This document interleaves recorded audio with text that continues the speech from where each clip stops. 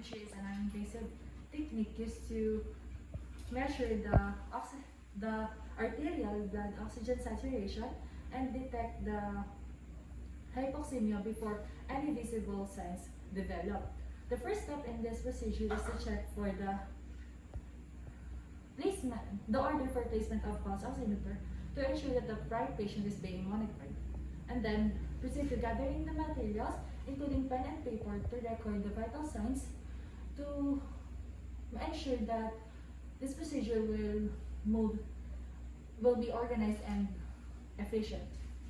Okay, so after gathering the equipment, you can proceed to performing hand hygiene or hand washing to reduce the transmission of the microorganisms. After that, you can now identify the patient and prepare the patient and the parent in a quiet and non-threatening manner to ensure that there will be cooperation and participation, as well as reduce anxiety and fear, which may alter the readings of the pulse reading.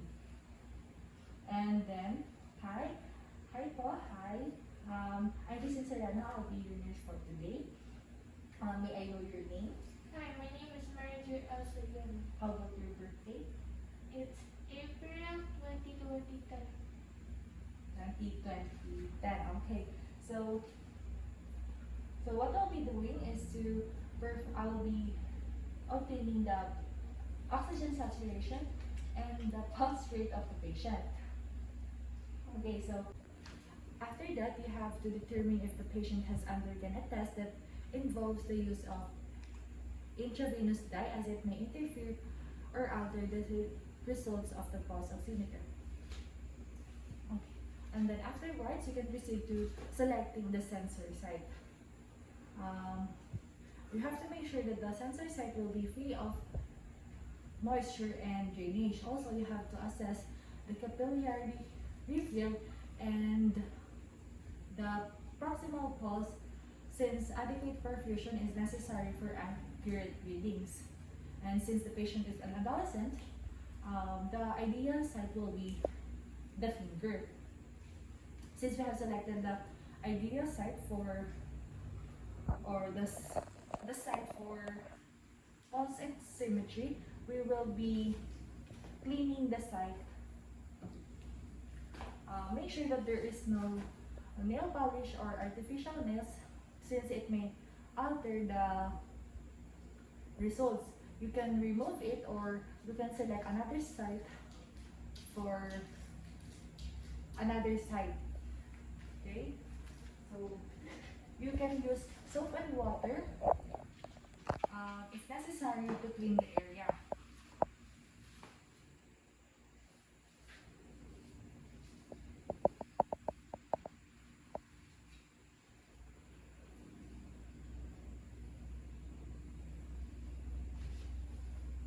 Okay, so since we're done cleaning the area, we can proceed now to setting up the pulse oximeter, and make sure to follow the manufacturer's instruction and connect the sensor to the oximeter and set alarms as ordered. This will ensure that the readings will be accurate. Okay, so position the sensor with LED and photo sensor on the opposite sides of the selected area. Since this will ensure that photo shunting, and this will prevent optical shunting and ensures accurate reading.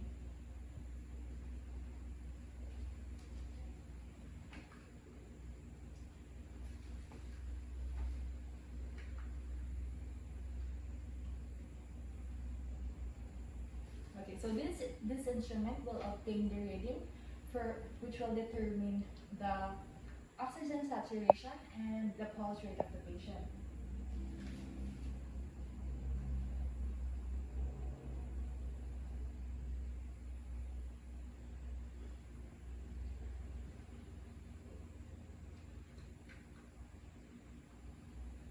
Okay, so wait until the result is out. Okay, so we're done here. Obtain ABG or arterial blood gas if ordered. This will promote confidence on the oximetry results. Also, you have to cover the sensor with a towel or a cloth to prevent or to protect the sensor from exposure of bright light, since ambient light can interfere or alter the results of the findings. And then you also have to assess the probe and or the sensor every 2 to 4 hours to prevent the skin from any breakdown and to ensure the correct placement. Rotate the probe or the sensor every 2 hours for spring-loaded sensor and every 4 hours for adhesive sensors. This will maintain the skin integrity and ensure accurate readings. Lastly, you can perform hand hygiene to reduce the transmission of microorganisms and proceed to documentation. In documentation, pulse oximetry readings are recorded or is performed at a regular interval depending on the agency's policy. If the site is changed, you have to include that as well on your record.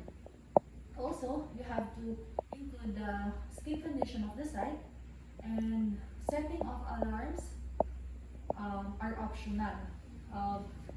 Documentation provide the record of the procedure done. So, ma'am, that will be all for our procedure today. Thank you very much for your cooperation. Thank you. So that will be all for the return demonstration of pulse oximetry.